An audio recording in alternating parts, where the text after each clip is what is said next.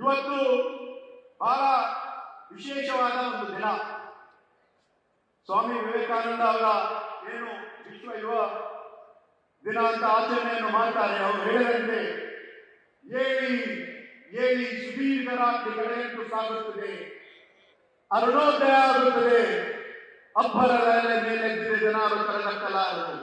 ಅವ್ರು ಹೇಳಿದಂತೆ ಏಳಿ ಎದ್ದೇಳಿ ಗುರಿ ಮುಟ್ಟತಂತ ನಿಲ್ಲದಿರಿ ಅಂತ ಅವ್ರು ಹೇಳ್ತಕ್ಕಂಥ ಇವತ್ತು ಅವರನ್ನು ನೆನೆಸಿ ಇವತ್ತು ನಮ್ಮ ಜೇವರ್ಗಿ ಮತಕ್ಷೇತ್ರದಲ್ಲಿ ಯಡ್ರಾಮಿಯಲ್ಲಿ ಈ ಒಂದು ಕಾರ್ಯಕ್ರಮದಲ್ಲಿ ಎಲ್ಲರೂ ಬಂದಿದ್ದಾರಂದ್ರೆ ಇದು ಬಹಳ ನಮ್ಮೆಲ್ಲರಿಗೆ ಒಂದು ಹೆಮ್ಮೆಯ ವಿಷಯ. ತಮ್ಮೆಲ್ಲರಿಗೂ ಗೊತ್ತಿರುವಂತೆ 2017-18ರಲ್ಲಿ ನಮ್ಮ ಸರ್ಕಾರ, ಹಿಂದೆ ಕಾಂಗ್ರೆಸ್ ಸರ್ಕಾರ ಅಧಿಕಾರದಲ್ಲಿದ್ದಾಗ ಅಂತಹ ಒಂದು ಸಂದರ್ಭದಲ್ಲಿ 53 ಹೊಸ ತಾಲೂಕುಗಳನ್ನು ಘೋಷಣೆಯಾಗಿದೆ. ನಮ್ಮ ಕಲ್ಯಾಣ ಕರ್ನಾಟಕ ಭಾಗದಲ್ಲಿ ಇರತಕ್ಕಂಥ 32 ತಾಲೂಕುಗಳು ಏನಿದ್ವು ಅದು ಸುಮಾರು 50 ತಾಲೂಕಂತ ಹೊಸ ಘೋಷಣೆ ಆಯಿತು. 18 ಹೊಸ ತಾಲೂಕುಗಳು. ತಮ್ಮೆಲ್ಲರಿಗೆ ನೆನಪಿರಬಹುದು, ಮಾರ್ಚ್ 11ನೇ ತಾರೀಕು 2018ರಲ್ಲಿ ನಮ್ಮ ನಾಯಕರಾಗಿರುವ ಸನ್ಮಾನ್ಯ ಮಲ್ಲಿಕಾರ್ಜುನ ಖರ್ಗೆ ಸಾಹೇಬರು ಇಲ್ಲಿ ಈ ಒಂದು ಯಡ್ರಾಮಿ ಕೃಷಿ ಕಚೇರಿಯಲ್ಲಿ ಯಡ್ರಾಮಿ ಹೊಸ ತಾಲೂಕು ಅಂತ ಒಂದು ಚಾಲನೆಯನ್ನು ನೀಡಿದರು. ಅಂತ ಒಂದು ಸಂದರ್ಭದಲ್ಲಿ ಅವರು ಮಾತನ್ನು ಹೇಳಿದ್ರು, ಇಲ್ಲಿ ಜನರಿಗೆ ಅನುಕೂಲ ಆಗ್ಬೇಕಂದ್ರೆ ನಾವು ಆಡಳಿತಕ್ಕೋಸ್ಕರ ಯಾಕೆ ಸರ್ಕಾರ ವತಿಯಿಂದ ಹಾಗೂ ಕಲ್ಯಾಣ ಕರ್ನಾಟಕ ಅಭಿವೃದ್ಧಿ ಮಂಡಳಿ ವತಿಯಿಂದ ಇಲ್ಲಿ ಒಂದು ಆಡಳಿತ ಸೌಧ, ಒಂದು ಮಿನಿ ವಿಧಾನಸೌಧ, ಪ್ರಜಾಸೌಧ ಯಾಕೆ ಮಾಡಬಾರ್ದಂತ ಒಂದು ಸಲಹೆಯನ್ನು ನೀಡಿದರು. ಆದರೆ ನಮ್ಮ ದುರಾದೃಷ್ಟ 2018ರಲ್ಲಿ ನಮ್ಮ ಸರ್ಕಾರಕ್ಕೆ ನಮ್ಮ ಬಹುಮತ ಸಿಗಲಿಲ್ಲ. ವಿರೋಧ ಪಕ್ಷದಲ್ಲಿ ನಾವಿದ್ವಿ. ನಮ್ಮ ಸರ್ಕಾರ ಜೆಡಿಎಸ್ ನೇತೃತ್ವದಲ್ಲಿ ಕೇವಲ 1 ವರ್ಷ ಸರ್ಕಾರ ಬಂತು. ಆವಾಗಲೂ ಕೂಡ ಏನೂ ಆಗಿಲ್ಲ. ನಂತರ 4 ವರ್ಷ ವಿರೋಧ ಪಕ್ಷದಲ್ಲಿದ್ವಿ ನಾವು. 6 ವರ್ಷದವರೆಗೂ ಕಂದಾಯ ಸಚಿವರಾಗಿದ್ದರು. ಸುಮಾರು ಬಾರಿ ಅವರನ್ನು ಹೋಗಿದ್ದಾಗ ಏನೂ ಆಗಿರಲಿಲ್ಲ. ಮತ್ತೆ 2023ರಲ್ಲಿ ನಮ್ಮ ಸರ್ಕಾರ ಅಧಿಕಾರಕ್ಕೆ ಬಂದಾಗ ಅಂತಹ ಒಂದು ಸಂದರ್ಭದಲ್ಲಿ ನಮ್ಮ ಸರ್ಕಾರ ಸನ್ಮಾನ್ಯ ಸಿದ್ದರಾಮಯ್ಯ ಅವರ ಮುಖ್ಯಮಂತ್ರಿಯವರ ಒಂದು ನೇತೃತ್ವದಲ್ಲಿ ನಮ್ಮ ಕಂದಾಯ ಸಚಿವರಾಗಿರುವಂತಹ ಕೃಷ್ಣ ಬೈರೇಗೌಡರು ಅವರು ಬಹಳಷ್ಟು ಬಾರಿ ಸಭೆಯನ್ನು ಕರೆಸಿ ನಮ್ಮನ್ನು ಕರೆಸಿ ಕಂದಾಯ ಇಲಾಖೆ ಹಾಗೂ ಕಲ್ಯಾಣ ಕರ್ನಾಟಕ ಅಭಿವೃದ್ಧಿ ಮಂಡಳಿ ನಮ್ಮ ಭಾಗದ ತಾಲೂಕಿನ ನಮ್ಮ ಭಾಗದ ಎಲ್ಲ ಶಾಸಕರ ಜೊತೆ ಸಮಾಲೋಚನೆ ಮಾಡಿ ಈ ಒಂದು ಪ್ರಜಾಸೌಧ ಕಲ್ಯಾಣ ಕರ್ನಾಟಕ ಭಾಗಕ್ಕೆ ಅವಶ್ಯಕತೆ ಇರ್ತಕ್ಕಂಥ ಪ್ರಜಾಸೌಧಗಳಿಗೆ ಪ್ರತಿಯೊಂದು ಕ್ಷೇತ್ರದಲ್ಲಿ 18 ಕ್ಷೇತ್ರದಲ್ಲಿ ಇವತ್ತು ಸುಮಾರು 8,60,00,000 ಕಂದಾಯ ಇಲಾಖೆ ವತಿಯಿಂದ ಸುಮಾರು 4,30,00,000 ಹಾಗೂ ಕಲ್ಯಾಣ ಕರ್ನಾಟಕ ಅಭಿವೃದ್ಧಿ ಮಂಡಳಿ ವತಿಯಿಂದ ಸುಮಾರು 4,30,00,000 ಅವರು ಮಾಡತಕ್ಕಂಥ ಒಂದು ಕೆಲಸ ಅವರು ನೀಡಿದ್ದಾರೆ. ಇವತ್ತು ತಮ್ಮೆಲ್ಲರ ಪರವಾಗಿ ಅವರಿಗೆ ನಾನು ಧನ್ಯವಾದಗಳನ್ನು ಹೇಳಲು ಇಷ್ಟಪಡುತ್ತೇನೆ. ಅದರ ಜೊತೆಯಾಗಿ ನಾವು ಯಡ್ರಾಮಿ ಅಂದ್ರೆ ದಿವಂಗತ ಧರಂಸಿಂಗ್, ಯಡ್ರಾಮಿ ತಾಲೂಕು ಜೇವರ್ಗಿ ತಾಲೂಕು ಅಂದ್ರೆ ದಿವಂಗತ ಧರಂಸಿಂಗ್ ಸಾಹೇಬರ ಒಂದು ಮತಕ್ಷೇತ್ರ. ಇಲ್ಲಿ ಯಾವ ಒಂದು ರೀತಿಯಿಂದ ಆಗಬೇಕು ಅಂದ್ರೆ ಒಂದು ಜಾಗ ಹೆಂಗೆ ಬೆಳಗಾವಿಯಲ್ಲಿ ಸುವರ್ಣ ಸೌಧ ಇದೆ, ಗುಡ್ಡಿನ ಮೇಲೆ ಇರ್ತಕ್ಕಂಥ ಒಂದು ಸುವರ್ಣ ಸೌಧ ಹೆಂಗಿದೆ ಆ ಒಂದು ರೀತಿಯಿಂದ ಇಲ್ಲಿ ಇರ್ತಕ್ಕಂಥ ಒಂದು 5 ಎಕರೆ ಜಮೀನು ಕೂಡ ಗುಡ್ಡದ ಮೇಲೆ ಮಾಡ್ತಕ್ಕಂಥ ಒಂದು ಕೆಲಸವು ಕೂಡ ನಾವು ಪ್ರಾರಂಭ ಮಾಡ್ತಾ ಇದ್ದೀವಿ. ನಮ್ಮ ಈ ಒಂದು ನಾಡು ಸದರ ನಾಡು ಬಹಳಷ್ಟು ಸೂಫಿ ಸಂತರು ಷಂಡ್ರು ನಡೆದಾಡುವ ಒಂದು ಪುಣ್ಯಭೂಮಿ. ಕಡಗೋಡು ಮಡಿವಾಳಪ್ಪನವರು ಸುಮಾರು 203 ವರ್ಷದಿಂದ ಹೇಳಿದ್ದಾರೆ, ಬಸಿರಾಗದ ಮಗನ ಹಳೆದವ ಕೂಸಿನ ಹೆಸರೇನು ಇಡಬೇಕು ಹೇಳವ, ತಿರುಗುತ್ತೇನೆ 4 ಸೀಮೆ ಮುಂದೆ ಸಡಗರ ಯಡ್ರಾಮಿಯಲ್ಲಿ ಅಂತ ಅವರು ಹೇಳಿದ ರೀತಿಯಿಂದ ಇವತ್ತು ಇಲ್ಲಿ ಮುಂದೆ ಬರ್ತಕ್ಕಂಥ ದಿನಗಳಲ್ಲಿ ಏನು ನಮ್ಮ ತಾಯಿಯವರಾಗಿರುವಂತಹ ಶ್ರೀಮತಿ ಪ್ರಭಾವತಿ ಧರಂಸಿಂಗ್ ಅವರು 5 ಎಕರೆ ಜಮೀನು ಕೂಡ ಈ ಒಂದು ಇಲಾಖೆಗೆ ಅವರು ನೀಡಿದ್ದಾರೆ. ಮುಂದೆ ಬರ್ತಕ್ಕಂಥ ದಿನಗಳಲ್ಲಿ ಅದರ ಒಂದು ಉದ್ಘಾಟನೆಯೂ ಕೂಡ ನಮ್ಮ ಸರ್ಕಾರದಲ್ಲಿ ಮುಂದಿನ ವರ್ಷ ಆಗ್ತದೆ ಅಂತ ತಮ್ಮೆಲ್ಲರಿಗೆ ಹೇಳಲು ಇಷ್ಟಪಡುತ್ತೇನೆ. ಕಂದಾಯ ಇಲಾಖೆ ವತಿಯಿಂದ ಸುಮಾರು ಬಹಳಷ್ಟು ಕೆಲಸ ಕಾರ್ಯಗಳನ್ನು ಈಗಾಗಲೇ ನಡೆದಿದೆ. ಅದರ ಜೊತೆಯಾಗಿ ಯಾವಾಗಲೂ ಕೂಡ ಡಾಕ್ಟರ್ ಬಾಬಾ ಸಾಹೇಬ್ ಅಂಬೇಡ್ಕರ್ ಅವರು ಹೇಳಿದಂತೆ ಶಿಕ್ಷಣ, ಸಂಘಟನೆ ಮತ್ತು ಹೋರಾಟ ನಮ್ಮ ಭಾಗ ಯಾವಾಗಲೂ ಕೂಡ ಹಿಂದುಳಿದ ಇದೆ ಅಂತ ಹಣಪಟ್ಟಿದೆ. ಅದನ್ನು ನಾವು ಹೋಲಿಸಬೇಕಂದ್ರೆ ಡಾಕ್ಟರ್ ನಂಜನಪ್ಪ ಅವರ ವರದಿ ಪ್ರಕಾರ ಶಿಕ್ಷಣಕ್ಕೆ ಹೆಚ್ಚಿನ ಒಂದು ಆದ್ಯತೆಯನ್ನು ನಾವು ನೀಡಬೇಕಾಗ್ತದೆ, ಆರೋಗ್ಯಕ್ಕೆ ನೀಡಬೇಕಾಗ್ತದೆ, ಆಡಳಿತಕ್ಕೆ ನಾವು ನೀಡಬೇಕಾಗ್ತದೆ. ಸನ್ಮಾನ್ಯ ಮಲ್ಲಿಕಾರ್ಜುನ್ ಖರ್ಗೆ ಸಾಹೇಬರ ಒಂದು ಸಲಹೆ ಹಾಗೂ ನಮ್ಮ ಮಾನ್ಯ ಮುಖ್ಯಮಂತ್ರಿಯವರ ಒಂದು ಸಲಹೆಯ ಪ್ರಕಾರ ನಾವು ಇವತ್ತು, ಯಾಕಂದ್ರೆ ನೆಲ್ಸನ್ ಮಂಡೇಲಾ ಅವರು ಕೂಡ ಒಂದು ಮಾತು ಹೇಳಿದ್ದಾರೆ, education is the most powerful weapon which you can use to change the world ಅಂತ ಹೇಳಿದ್ದಾರೆ. ಅವರು ಹೇಳ್ತಕ್ಕಂಥ ಇವಾಗ ಯಾವಾಗಲೂ ಕೂಡ ನಾವು SSLCಯಲ್ಲಿ PUCಯಲ್ಲಿ ಬಹಳ ಹಿಂದುಳಿದಿದ್ದೀವಿ, ಕೆಳಮಟ್ಟದಲ್ಲಿದ್ದೀವಿ, ಮಟ್ಟದಲ್ಲಿದ್ದೀವಿ ಅಂತ ಹೇಳ್ತಾರೆ. ಆದ್ರೆ ನಾವು ಪ್ರಾಮಾಣಿಕವಾದ ಒಂದು ಪ್ರಯತ್ನ ನಾವು ಮಾಡ್ತಾ ಇದ್ದೀವಿ. असफलता एक चुनौती है, उसे स्वीकार करो, क्या कमी रह गई है उसे देखो और सुधार करो. जब तक ना सफल हो नींद चैन को त्यागो तुम, संघर्ष का मैदान मत छोड़कर भागो तुम, कुछ करे बिना ही जय जयकार नहीं होती, कोशिश करने वालों की हार नहीं होती, कोशिश करने वालों की हार नहीं होती. ಹೇಳ್ತಕ್ಕಂಥ ನಾವು ಪ್ರಯತ್ನವನ್ನು ಮಾಡಿ ಇವತ್ತು ಈ ಒಂದು ಜಾಗವನ್ನು ಕೂಡ ಕೊಟ್ಟಿದ್ದಾರೆ. ಅಂದ್ರೆ ನಮ್ಮ ಯಡ್ರಾಮಿ ಶ್ರೀಗಳು ಸಿದ್ಧಲಿಂಗ ಸ್ವಾಮಿಗಳವರ ಬಹಳ ಒಂದು ದೊಡ್ಡ ಒಂದು ಕೊಡುಗೆ ಇದೆ. ಅವರ ಒಂದು ಸಹಕಾರದಿಂದ ಮತ್ತೆ ತಾಲೂಕು ಮಟ್ಟದಲ್ಲಿರ್ತಕ್ಕಂಥ ನಮ್ಮೆಲ್ಲರ ಒಂದು ಮುಖಂಡರ ಒಂದು ಇಚ್ಛಾಶಕ್ತಿ ಮೇಲೆ ಇವತ್ತು ಆಗಿದೆ. ಇವತ್ತು ಮಧು ಬಂಗಾರಪ್ಪ ಅವರು ಶಿಕ್ಷಣ ಸಚಿವರಾಗಿ ಅಕ್ಷರಾವಿಷ್ಕಾರ ಒಂದು ಯೋಜನೆಗೆ ಸಂಪೂರ್ಣವಾಗಿ ಒಂದು ಸಹಕಾರವನ್ನು ನೀಡಿದ್ದಾರೆ. ಪ್ರತಿಯೊಂದು ವಿಷಯಕ್ಕಾಗಲಿ ಅವರು ಮಾಡತಕ್ಕಂಥ ಕೆಲಸ ಕಾರ್ಯಗಳಾಗಲಿ, ಇವತ್ತು SSLC ಫಲಿತಾಂಶ ಸುಧಾರಿಸಿಕೆ ಈ ಒಂದು ಭಾಗಕ್ಕೆ ಸುಮಾರು 3,44,00,000 ನೀಡಿದ್ದಾರೆ. ನಾವು ಕರ್ನಾಟಕ ಅಭಿವೃದ್ಧಿ ಮಂಡಳಿ ವತಿಯಿಂದ ಪ್ರತಿಯೊಂದು ಕ್ಷೇತ್ರಕ್ಕೆ 25 ಲಕ್ಷ ನಾವು ನೀಡಿದ್ದೀವಿ. ಕಲಿಕಾ ಆಶ್ರಯ ಪುಸ್ತಕಗಳು, ECC ಶಾಲೆಗಳು, NSQF ಶಾಲೆಗಳು, UKG, LKG ಬೈಲಿಂಗ್ವಲ್ ಮಾಡ್ತಾ ಇದ್ದೀವಿ. ಅದರ ಜೊತೆಯಾಗಿ ಡಾಕ್ಟರ್ ಛಾಯಾ ದೇವಂಕರ್ ಅವರ ಒಂದು ನೇತೃತ್ವದಲ್ಲಿ ಎಜುಕೇಶನ್ ಎಕ್ಸ್ಪರ್ಟ್ ಕಮಿಟಿ ಅಂತ ಮೊನ್ನೆ ಡಿಸೆಂಬರ್ 14ನೇ ತಾರೀಕಿಗೆ ಬೆಲ್ಗಾಮಲ್ಲಿ ನಡೆದಿರುವಂತಹ ಒಂದು ಸಭೆಯಲ್ಲಿ ಮಾನ್ಯ ಮುಖ್ಯಮಂತ್ರಿಗೆ ಅವರು ಒಂದು ರಿಪೋರ್ಟ್ ಅನ್ನು ಕೊಟ್ಟಿದ್ದಾರೆ. ಯಾವ ಒಂದು ರೀತಿಯಿಂದ ಕಲ್ಯಾಣ ಕರ್ನಾಟಕದ ಭಾಗ ಒಂದು ಶಿಕ್ಷಣದಲ್ಲಿ ನಾವು ಮಾಡಬೇಕಂತ. ಆದರೆ ಎಲ್ಲಕ್ಕಿಂತ ಮಿಗಿಲಾಗಿ ಇವತ್ತು ಸುಮಾರು 300 KPS ಶಾಲೆಗಳ ಒಂದು ಮಂಜೂರಾತಿ ನಮ್ಮ ಸರ್ಕಾರ ಅಕ್ಟೋಬರ್ 4ನೇ ತಾರೀಕು ನಡೆದಿರುವಂತಹ ಒಂದು ಕ್ಯಾಬಿನೆಟ್ ಸಭೆಯಲ್ಲಿ ಕೊಟ್ಟಿದ್ದಾರೆ. ಅದು ಕೂಡ ನಾವು ಸರಿಯಾದ ರೀತಿಯಿಂದ ನಾವು ಅರ್ಥ ಮಾಡಿಕೊಳ್ಬೇಕು. ಯಾಕಂದ್ರೆ ಇವತ್ತು ಮಾನ್ಯ ಉಪಮುಖ್ಯಮಂತ್ರಿ DK ಶಿವಕುಮಾರ್ ಅವರು ಹಾಗೂ ಶಿಕ್ಷಣ ಸಚಿವರಾಗಿರುವ ಮಧು ಬಂಗಾರಪ್ಪ ಅವರು CSR ಯೋಜನೆಯಲ್ಲಿ ಎಲ್ಲಾ ಕಡೆ ಇಡೀ ರಾಜ್ಯದಲ್ಲಿ ಅವರು ಈ KPS ಶಾಲೆಗಳು ಮಾಡತಕ್ಕಂತ ಒಂದು ಕಾಳಜಿ ವಹಿಸಿದ್ದಾರೆ.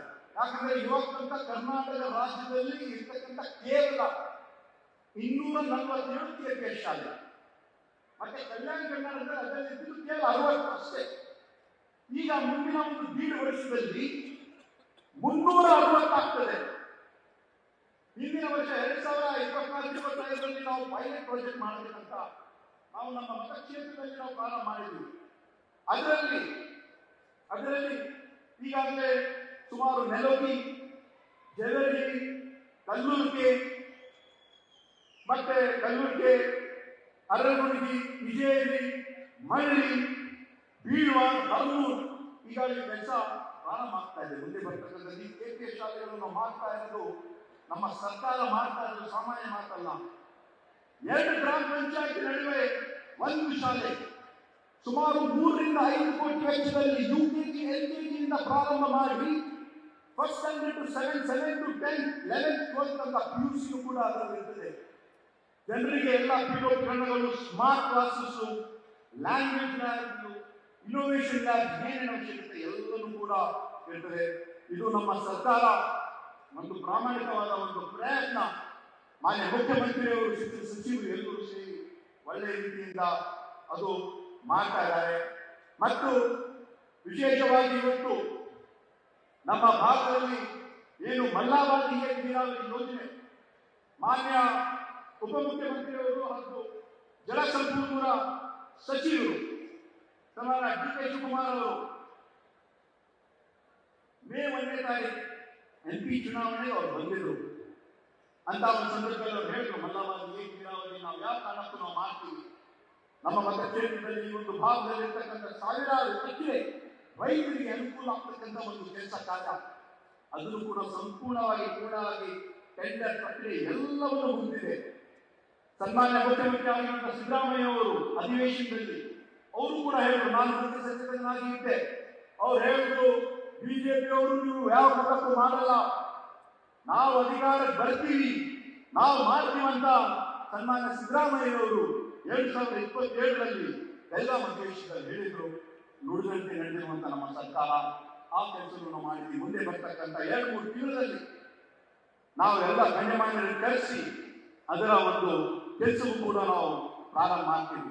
ಅದರ ಜೊತೆಯಾಗಿ ಇವತ್ತು ಆತ್ಮೀಯರಾಗಿರುವಂತಹ ಸನ್ಮಾನ್ಯ ಪ್ರಿಯಾಂಕ್ ಖರ್ಗೆ ಅವರು ಕೂಡ ಗ್ರಾಮೀಣಾಭಿವೃದ್ಧಿ ಸಚಿವರಾಗಿ ನಮ್ಮ ತಾಲೂಕಿನಲ್ಲಿ ಯಡ್ರಾಮಿ ಹಾಗೂ ಜೇವರಿ ಮತಕ್ಷೇತ್ರದಲ್ಲಿ ಸುಮಾರು 365 ಕೋಟಿ ವೆಚ್ಚದ ಬಹುಗ್ರಾಮ ಕುಡಿಯುವ ನೀರು NPS ಅದನ್ನು ಕೂಡ ನಾವು ಮಾಡಿದ್ವಿ. ನಾವು ಸುಮಾರು 7 ವರ್ಷದಿಂದ ನಾವು ಒಂದು ಪ್ರಯತ್ನ ನಾವು ಏನ್ ಮಾಡಿದ್ವಿ ಅದರ ಫಲವೂ ಕೂಡ ಸಿಕ್ಕಿದೆ. ಇಲ್ಲಿರ್ತಕ್ಕಂಥ ಎಲ್ಲ ಜನರು ಕೂಡ ಅನುಕೂಲ ಆಗಿದೆ. ಅದರ ಜೊತೆಯಾಗಿ ನಮ್ಮ ವೈದ್ಯಕೀಯ ಶಿಕ್ಷಣ ಸಚಿವರು ಕಾಲೇಜಲ್ಲಿ ಇರ್ತಕ್ಕಂಥ NCH ಆಸ್ಪತ್ರೆಗಳಾಗಲಿ ವಿವಿಧ ಕೆಲಸ ಕಾರ್ಯಗಳು ನಾವು ಕಲ್ಯಾಣ ಕರ್ನಾಟಕ ಅಭಿವೃದ್ಧಿ ಮಂಡಳಿ ಹಾಗೂ ಅವರು ಸೇರಿ ನಾವು ಮಾಡ್ತಾ ಇದ್ದೀವಿ. ಡಾಕ್ಟರ್ ಶ್ರೀನಿವಾಸಪ್ಪ ದರ್ಶನಪುರ ಅವರು ಒಂದು ಇಂಡಸ್ಟ್ರಿಯಲ್ ಹಬ್, ಜನರಿಗೆ ಅನುಕೂಲ ಆಗಬೇಕು, ಉದ್ಯೋಗನೂ ಕೂಡ ಸೃಷ್ಟಿ ಆಗಬೇಕು ಅಂತ ಸುಮಾರು 200 ಕೋಟಿ ವೆಚ್ಚದಲ್ಲಿ ಮಾಡ್ತಕ್ಕಂಥ ಒಂದು ಕೆಲಸನೂ ಕೂಡ ಆಗ್ತಾ ಇದೆ. ಅದರ ಜೊತೆಯಾಗಿ ಇವತ್ತು ಇಲ್ಲಿ ಇರ್ತಕ್ಕಂಥ ನಮ್ಮ ಹರವಾಳ್ ಬೆಳಗುಂಪ ಒಂದು ಅಬ್ದುಲ್ ನಿಂಬಾಯ್ ಪಾಟೀಲ್ ಸಾಹೇಬರು ಇಲ್ಲೇ ಇದ್ದಾರೆ, ನಮ್ಮ ಅಲ್ಲಂಬರು ಪಾಟೀಲ್ ಅವರು ಇಲ್ಲೇ ಇದ್ದಾರೆ, ತಿಪ್ಪಣ್ಣ ಮಕ್ಕಳು ಇಲ್ಲೇ ಇದ್ದಾರೆ. ನಾವು ಬಹಳ ಪ್ರಯತ್ನವನ್ನು ಮಾಡಿ ಸುಮಾರು 130 ಕೋಟಿ ವೆಚ್ಚದಲ್ಲಿ ಅದನ್ನು ಕೂಡ ಆಗ್ತಾ ಇದೆ.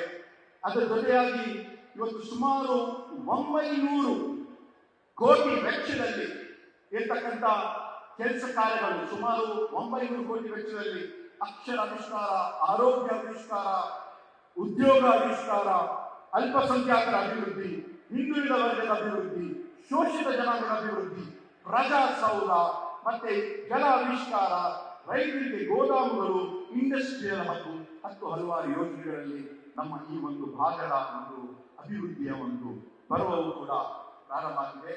ಕೊನೆಯದಾಗಿ ನಾನು ಇಲ್ಲಿರ್ತಕ್ಕಂಥ ಕೆಲವು ವಿಷಯಗಳು ಇನ್ನು 2 ನಿಮಿಷದಲ್ಲಿ ಹೇಳಿ ನಾನು ಮುಗಿಸ್ತೀನಿ.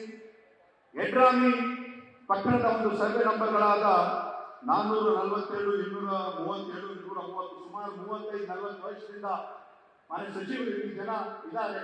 ಅದು ಸಕ್ರಮವಾಗಿ ಸಕ್ರಮಗೊಳಿಸಬೇಕು ಅಂತ ನಾನು ಕೇಳ್ತೀನಿ. ಹಾಗೂ ಜೇವರಿ ಹಾಗೂ ಯಡ್ರಾಮಿ ತಾಲೂಕಿನ KVGNL 4ರ ಲ್ಯಾಂಡ್ FIC ಅದನ್ನು ಕೂಡ ಆಗಬೇಕು ಅಂತ ನಾನು ಕೇಳ್ಕೊಳ್ತೀನಿ. ಇರ್ತಕ್ಕಂಥ ಗವರ್ಮೆಂಟ್ ಡಿಗ್ರಿ ಕಾಲೇಜ್ ಹಾಗೂ ಯಡ್ರಾಮಿ ತಾಲೂಕಿನ ಕಡಗೋಲ್ ಗ್ರಾಮಸ್ಥಳ ಹಾಗೂ ಕಟ್ಟಡ ಲಭ್ಯವಿರ್ತಕ್ಕಂಥ ಕಡಗೋಲ್ ಮಡಿವಾಳೇಶ್ವರ ತತ್ವ ಪದಗಳ ಒಂದು ಅಧ್ಯಯನ ಸಂಶೋಧನೆ ಅದನ್ನು ಕೂಡ ಆಗಬೇಕು ಅಂತ ಹೇಳ್ತೀನಿ. ಇಲ್ಲಿ ಇರ್ತಕ್ಕಂಥ ಒಂದು ಉಪನೋಂದಣಾಧಿಕಾರಿಗಳು ಅದೆಲ್ಲ ಕೂಡ ಆಗ್ತಾ ಇದೆ. ಇವಾಗ ಎಲ್ಲ ಇಲ್ಲಿ ಸುಮಾರು 100 ಕಚೇರಿಗಳು, ಮಾನ್ಯ ನಮ್ಮ ಕಂದಾಯ ಸಚಿವರು 104 ಕಚೇರಿ ಅದನ್ನು ಕೂಡ ನಮ್ಮ ಕಲ್ಯಾಣ ಕರ್ನಾಟಕ ಭಾಗಕ್ಕೆ ಅದನ್ನು ಕೂಡ ನೀಡ್ತಾ ಇದ್ದಾರೆ. ಇಡೀ ಕಲ್ಯಾಣ ಕರ್ನಾಟಕ ಭಾಗದಲ್ಲಿರ್ತಕ್ಕಂಥ 41 ಕ್ಷೇತ್ರದಲ್ಲಿ 104 ಕಚೇರಿಗಳನ್ನು ಕೂಡ ನೀಡ್ತಾ ಇದ್ದಾರೆ. ಮತ್ತೆ ಕೊನೆಯದಾಗಿ ಮೊನ್ನೆ ನಾನು ಸನ್ಮಾನ್ಯ ಮಲ್ಲಿಕಾರ್ಜುನ ಖರ್ಗೆ ಸಾಹೇಬರಿಗೆ ನಾನು ಭೇಟಿ ಆದಾಗ ಅಂತ ಒಂದು ಸಂದರ್ಭದಲ್ಲಿ ನಾವು ಮಾತಾಡಿದ ಮಾನ್ಯ ಮುಖ್ಯಮಂತ್ರಿಯವರು ಈಗ ತಾವು 1,000 ಕೋಟಿ ಕೊಟ್ಟಿದ್ದು ಕಾಂಗ್ರೆಸ್ ಸರ್ಕಾರ ಸಿದ್ದರಾಮಯ್ಯ ಅವರು, ಅದನ್ನು ಮಾಡಿದ್ದು 1,500 ಕೋಟಿ ಮಾಡಿದ್ದು ಸನ್ಮಾನ್ಯ ಸಿದ್ದರಾಮಯ್ಯ ಅವರು ಇವಾಗ 1500ರಿಂದ 3,000 ಕೋಟಿ ಮಾಡಿದ್ರು ಕಾಂಗ್ರೆಸ್ ಸರ್ಕಾರ, 3,000ರಿಂದ 5,000 ಕೋಟಿ ಮಾಡಿದ್ರು ಕಾಂಗ್ರೆಸ್ ಸರ್ಕಾರ. ಇದು ಹೆಂಗಾಗಿದೆ ಅಂದ್ರೆ ಆರ್ಟಿಕಲ್ 371 ತಿದ್ದುಪಡಿ ಯಾವ ಕಾಲಕ್ಕೂ ನಾವು ಮರಿಕೂಡ್ದು. ನಮ್ಮ ಅಂತಹ ಒಂದು ಸಂದರ್ಭದಲ್ಲಿ 2012ರಲ್ಲಿ UPA ಚೇರ್ಪರ್ಸನ್ ಆಗಿರುವಂತಹ ಶ್ರೀಮತಿ ಸೋನಿಯಾ ಗಾಂಧಿ ಅವರು, ದೇಶದ ಪ್ರಧಾನಮಂತ್ರಿಗಳಾಗಿರುವಂತಹ ದಿವಂಗತ ಡಾಕ್ಟರ್ ಮನಮೋಹನ್ ಸಿಂಗ್ ಅವರು, ಅಂತಹ ಒಂದು ಸಂದರ್ಭದಲ್ಲಿ ಕೇಂದ್ರದಲ್ಲಿ ಸಚಿವರಾಗಿರುವಂತಹ ಸನ್ಮಾನ್ಯ ಮಲ್ಲಿಕಾರ್ಜುನ ಖರ್ಗೆ ಸಾಹೇಬ್, ಲೋಕಸಭಾ ಸದಸ್ಯರಾಗಿರುವಂತಹ ದಿವಂಗತ ಧರಮ್ ಸಿಂಗ್ ಸಾಹೇಬ್ ಅವರ ಒಂದು ಪ್ರಯತ್ನದಿಂದ ಅನುಷ್ಠಾನಕ್ಕೆ ಬಂದಿದ್ದು ನಮ್ಮ ಕಾಂಗ್ರೆಸ್ ಸರ್ಕಾರ ಇದ್ದಾಗ, ಸನ್ಮಾನ್ಯ ಸಿದ್ದರಾಮಯ್ಯ ಅವರು ಇದ್ದಾಗ.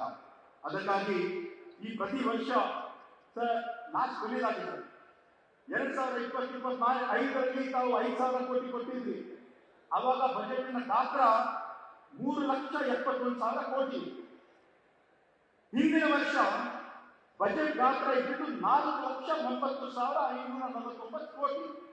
ತಾವು ಕೊಟ್ಟಿದ್ದು 5,000 ಕೋಟಿ. ಈ ವರ್ಷ ಮತ್ತೆ ಹೆಚ್ಚಾಗ್ತದೆ.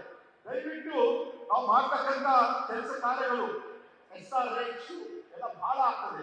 ಈ ವರ್ಷ ಕನಿಷ್ಠ 6,000 ಕೋಟಿ ಆದ್ರೆ ತಾವು ಈ ಒಂದು ಭಾಗದ ಒಂದು ಅಭಿವೃದ್ಧಿಗೆ ತಾವು ಕೊಡಬೇಕು. ಈ ಒಂದು ಏನು ಹಿಂದುಳಿದ ಇದೆ ಅಂತ ಒಂದು ಹಳೆ ಪಟ್ಟಿ ಇದೆ, ಅದಕ್ಕಾಗಿ ತಾವು ಸಹಕರಿಸಬೇಕು ಅಂತ ತಮ್ಮೆಲ್ಲರ ಪರವಾಗಿ ನಾನು ಹೇಳಲು ಇಷ್ಟಪಡುತ್ತೇನೆ. रख हौसला, वो मंजर भी आएगा, प्यासे के पास चलकर समंदर भी आएगा, थक कर ना बैठ ये मंजिल के मुसाफिर, मंजिल भी मिलेगी और जीने का मजा भी आएगा. धन्यवाद. ಕ್ಷೇತ್ರದ ಜನತೆಯ ಮನದಾಳದ ಮಾತುಗಳನ್ನ ಅತ್ಯಂತ ಸ್ಪಷ್ಟವಾಗಿ ಡಾಕ್ಟರ್ ಅಜಯ್ ಸಿಂಗ್ ತಿಳಿಸಿದ್ದಾರೆ. ಆದ್ರೆ ಯಾಕೋ ಇದು ಚಪ್ಪಾಳೆ ಸದ್ದು ಮಾತ್ರ ಕೇಳಿಸಿಲ್ಲ. ನಿಮಗಾಗಿ ಮಾಡ್ತಾ ಇರೋದು ಜೋರಾದ ಕರ್ನಾಟಕದಲ್ಲಿ ಡಾಕ್ಟರ್ ಅಜಯ್ ಸಿಂಗ್ ಅವರಿಗೆ ಧನ್ಯವಾದಗಳನ್ನ ಅರ್ಪೋಣ. ಬಂಧುಗಳೇ, ಇನ್ನು ಈ ಐತಿಹಾಸಿಕ ಕಾರ್ಯಕ್ರಮಗಳನ್ನ ವೇದಿಕೆ ಮೇಲೆ